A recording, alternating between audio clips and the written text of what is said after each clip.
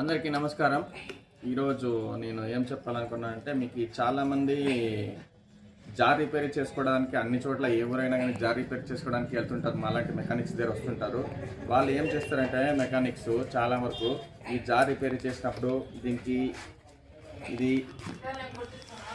ఈ బేస్ వేసినా లేకపోతే ఈ లోపల బుష్ వేసినా చాలామంది ఏం చేస్తారంటే మెకానిక్స్ వాళ్ళ దగ్గర ఇంజన్ ఆయిల్ ఉంటుంది. అంటే ఇంజన్ ఆయిల్ అంటే బైక్ ఆయిల్ ఉంటుంది. ఇంజన్ ఆయిల్ ఇది వచ్చేసి ఇంజన్ ఆయిల్. వాళ్ళు ఏం చేస్తారు, అంతా పని అయినాక ఫ్రీ తిరగాలనే ఉద్దేశంతో ఇది ఇంజన్ ఆయిల్ వేస్తారు. ఇది ఉంటుంది ఆయిల్. ఈ ఆయిల్ వేసేస్తారు వాళ్ళు. దీంట్లో ఈ ఆయిల్ వేసేసి ఇలాంటి ఆయిల్ వేసేసి దీంట్లో ఫిట్ చేసి ఇచ్చేస్తారు. ఇట్లా ఫిట్ చేసి ఇచ్చేస్తారు. ఫిట్ చేసాగానే అది దీని లోపల ఉండిపోతుంది. మీరు ఎంత వాటర్ వేసి కడిగినా, వేడి నీళ్ళు వేసి కడిగినా అది పోదు. కొంచెం కొంచెం లోపల ఈ బుష్ లోపల ఉంటుంది అది ఆయిల్. కొంచెం కొంచెంగా మీరు రన్ చేసినట్లల్లా బయటకు వస్తూ ఉంటుంది. మన చట్నీలో కానీ మసాలా కానీ ఏం చేసినా మిక్స్ అయిపోతుంది.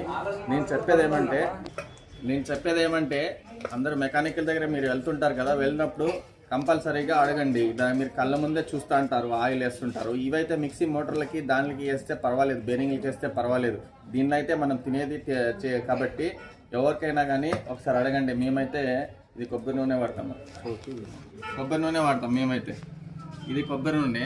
మేమైతే ప్రతి దానికి మేము ఇట్లా ఏదన్నా మనం బుష్ చేసినా లేకపోతే ఏం చేసినా కొబ్బరి నూనె 2 డ్రాప్లు వేసేస్తా. ఇది కొబ్బరి నూనె 2 డ్రాప్లు వేస్తాము. ఈ డ్రాప్లు వేసేసి బిగిస్తాము. తర్వాత మీరు కొబ్బరి నూనె మనం తినే దాంట్లో మిక్స్ అయినా ఏమీ కాదు. కాబట్టి మీరు నెక్స్ట్ ఏదైనా రిపేర్కి వెళ్తే ఈ జార్ విషయంలో మాత్రమే మెకానిక్ కానీ కంపల్సరీగా కొబ్బరి నూనె వాడండి, కొబ్బరి నూనె వేయండి అని చెప్పి చేయించుకోవాలని అదే ఉద్దేశంతో ఈ వీడియో తీస్తుంది.